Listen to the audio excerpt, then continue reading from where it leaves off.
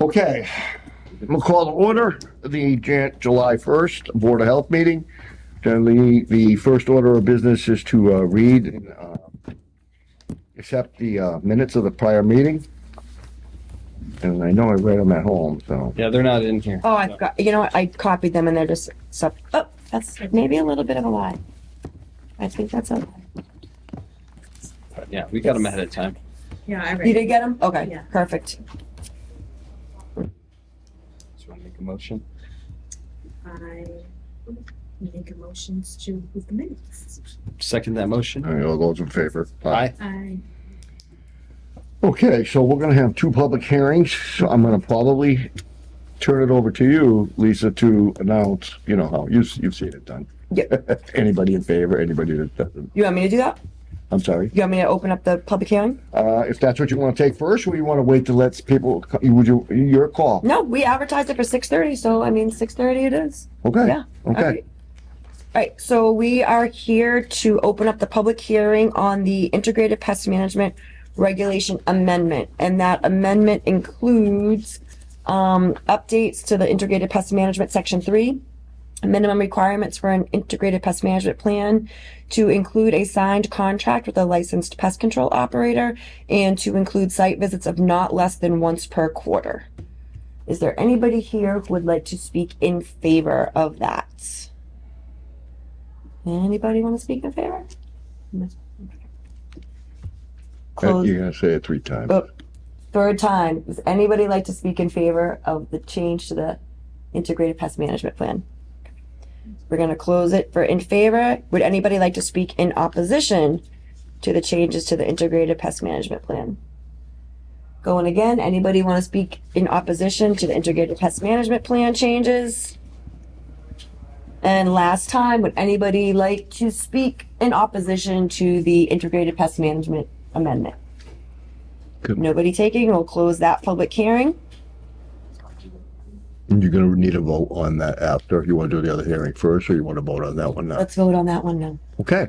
So we're looking, based on the public hearing, to adopt the new regulations regarding pest control management.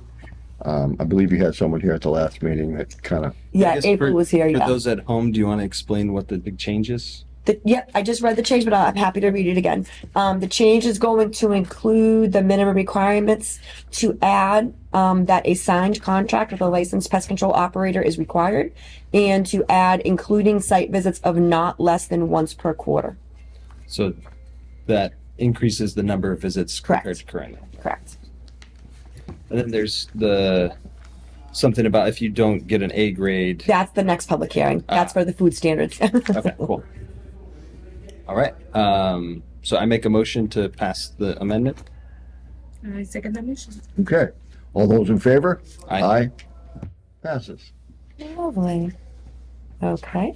And now I'd like to open up at 6:35 the public hearing for the change to the Standard 3 HACCP inspections through the FDA Voluntary Standards Program. This includes the corrective action policy, updating the risk control plan to apply to establishments that have 2 or more routine inspections within the fiscal year, which is June to July, resulting in a B or C letter grade. Would anybody like to speak in favor of the amendment to the Standard 3 risk control plan? Anybody wishing to speak in favor? Last time, anybody wishing to speak in favor? No one speaking in favor. We'll close in favor. Is there anybody here who would like to speak in opposition to the change in the risk control plan for Standard 3? Anybody wish to speak in opposition? And last time, anybody wishing to speak in opposition? And we will close that. Okay, so we're looking for a motion on the floor to adopt the FDA standards, the amendment to it. Lisa explained to us what it was, so we're looking for a motion. And the change in this one is that before it was like recommended that you had a corrective action, but now it's required. No, the change is when a risk control plan would be required. One of the things that we found when we started implementing it was people were still, the grading system was still allowing for an A, even though they had a certain number of priority or priority foundation violations, and it didn't really correlate or make sense. So when we re-looked at it, we said anybody who has a B or a C, 2 consecutive inspections, and that's when a risk control plan will happen. And the theory is to get people to get to an A. Yeah, and to catch them before they get closed for an eminent public health hazard. Yeah. Yep. Okay. I make a motion to pass the amendment. And second the motion. Okay, all those in favor? Aye. Aye. Passes unanimous. Great. Good job, Lisa. Thanks. We also have old business retiring caps. Yeah.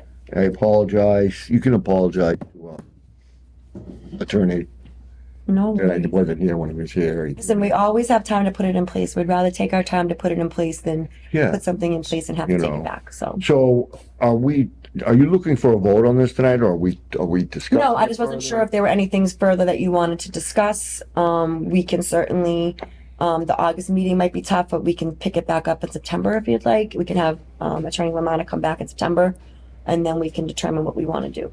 Now, I think the only question we had was, could we force people to lose the license if they were not open?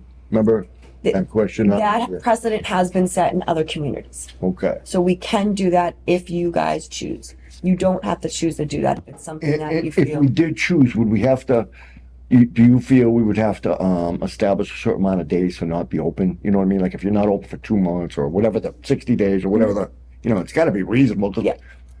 Yeah, And if somebody called you and said, hey, I got to be closed for a month, my mother's sick in Italy or whatever the hell it is. correct. That would be, yeah. So, Yeah. yeah, it's without notification. So closed for 60 days with no notification. Yep. Yeah, something like that. That Yep. makes sense. You want to push it to September and ask Attorney Lamada, or you said that there is a precedent set by other towns, and if we choose to do it that way, we can. If we don't, Yeah. And quite frankly, anyone that we close is going to come here to an individual meeting, most likely. Anyhow, they're going to appeal it, and if they don't appeal it, well, then they're going to be closed, right? I would have to check to see if the ordinance allows for an appeal. Okay. Excuse me, the regulation allows for an appeal. I guess to make that amendment, do we need to do a public hearing or anything, or? If we were going to change our regulation to add the retiring caps at any level, we will have to have a public hearing. So yeah, Okay. that that's definitely affects people's livelihood. Yeah. So I mean that's definitely something that we would want to have a public hearing on, give people the opportunity to come talk. And we already have the existing. So we were talking about if you could only transfer the license at the same address, right? We're not giving new tobacco licenses at a new address. Correct. So there's a couple of things going on. Essentially, the retiring caps is looking to eliminate licenses being available, right? So it's kind of like we're trying to grab them back as quickly as we can so there's less out there. There is a caveat that if you are selling your business, you have 60 days within the sale of your business for that location for the new owners to be able to obtain their own tobacco license. Their own. Correct, because you can't transfer a tobacco license. So if you know you're going to sell your business to me and you have a food license, a tobacco license, and a dumpster license, we have 60 days to complete the sale of the transaction and for me to go to inspectional services and for me to apply for that tobacco license and be able to get it. As to be the new person Correct.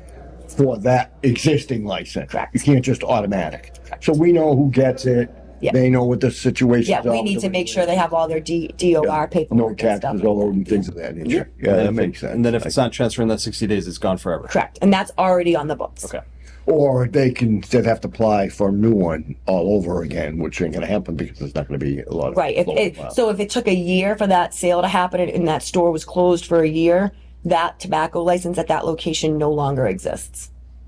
So whoever bought that location would not be able to get, like I said, that's already on the book. So they wouldn't be able to get that. That's important for somebody who's selling to know. Well, it's important because, people, like we talk about pocket licenses, right? Like how long can you be a holder of a license that you're not utilizing? Right. For financial gain to make it worth more or whatever. Right. Yeah. You know, I mean, I do think that there is something to say to your point of someone pays for a license and it's good for a year. And if you just cut it off in the middle of it, right? I do think that there is some value to that. Like, you're right. You've been given permission to do this for a year. Well, and it's your choice if you want to open the store 3 days a week or 7 days a week. Yeah, and I don't even think it's about the amount of days that you're open. Like, even if you're open once a week, if those are your hours, those are your hours. Right. But when you're not open, the At all. hours that you say you're going to be open for a certain amount of time, are you actually open? Yeah. And it's be under our discretion too, right? Like if we're writing this in here that if you notify the board, you could continue that until the license is up, right? So We could write that in, absolutely. If you notify the board in writing, I would want to be careful 30 about days or something. what we would accept for allowing someone to keep it, because then, you know, everybody comes to you and says, well, I'm going to be out of the country for 30 days, or I'm global market and I just, you know, shut down my gas station and rebuilt it. You know what I mean? Like, you don't want it I don't to, want to make any judgment calls. It should be the same for everyone, yeah. you know, like everybody has so many days consecutively that they can go without using it before. You know, the board always has the authority or power, whatever you want to talk about. If there's an extenuating circumstance that violates the existing, I mean, we can call them in here. We can call anyone in anytime we want. You know, not that we want to do that, Right. but you know what I mean, if we had to. And I really believe the number of stores that A, aren't open, or B, hold their license for a year and aren't open are few and far between compared to the number of licenses that are actually out there. I would agree. I mean, You know. tobacco licenses are pretty Yeah. valuable. I mean, we see that. Yeah. So, I mean, I guess you want to wait, and I don't really have anything else I have to ask Attorney LaMotta. I mean, I already bothered him enough. I mean, Yeah. do you want to, we have to set up a public hearing for this? If we're going to change the existing regulation, yeah, we should set up a public hearing, because that will be a big change for people. You want to wait on this then until or do you want to set the public hearing now? Or? If you guys want to plan to meet in August, we can do it in August. I mean, I don't have, if we know what we want to put out there as the change in the amendment, then we can put that out there and set a public hearing. Well, who's offering the amendment? We are ourselves, or? Joyce made a recommendation to us Right. to amend. Right. Yeah. I also think that there may be some changes coming from the state in the state's regulation that, Would supersede us. right, and because we follow, exactly. So Let's wait till I September. was gonna say, I think Joyce plans on being here in August. I think she has something that she'd like to bring to the board for August that may get on the August agenda anyways. So Okay. that may be a good And opportunity we to could just talk run some things about by that, her yeah. one more. Yeah. The only thing is that the 23rd of August, we'd have to have the meeting at the beginning of the month because I'm going to be gone. Yeah. I mean, I think we usually try to meet sooner Yeah, than that. beginning of so- the month we usually do anyhow, but I know it's a summertime. Other people may Yeah. have vacations too. Yeah. I'm not sure. Yeah. So we'd be looking at, say, like August 5th. I think that's fine.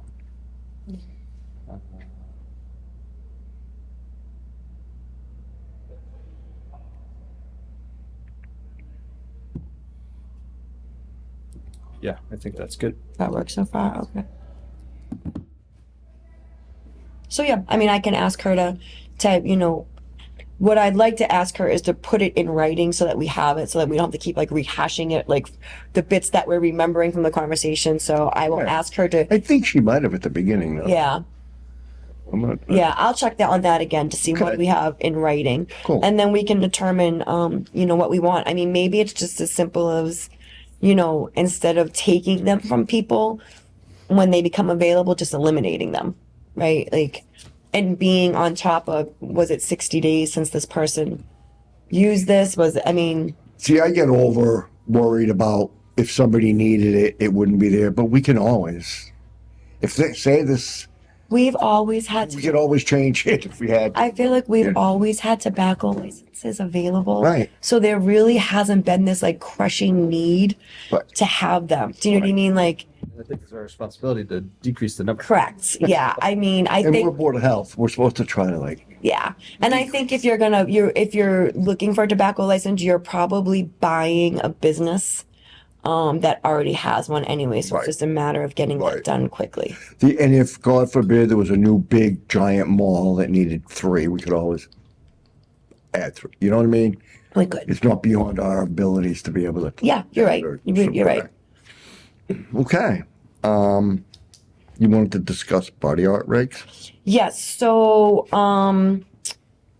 we've been talking about this. I would like permission to make the regs that I gave to you guys, which are the Beverly regulations, available to the tattoo community so they can start getting a chance to look at them and digest them so that I can start setting up some listening sessions for people to, what I want to do is have the Public Health Collaborative come in and sponsor an opportunity for people to come and listen to someone go through the regs to explain what it is.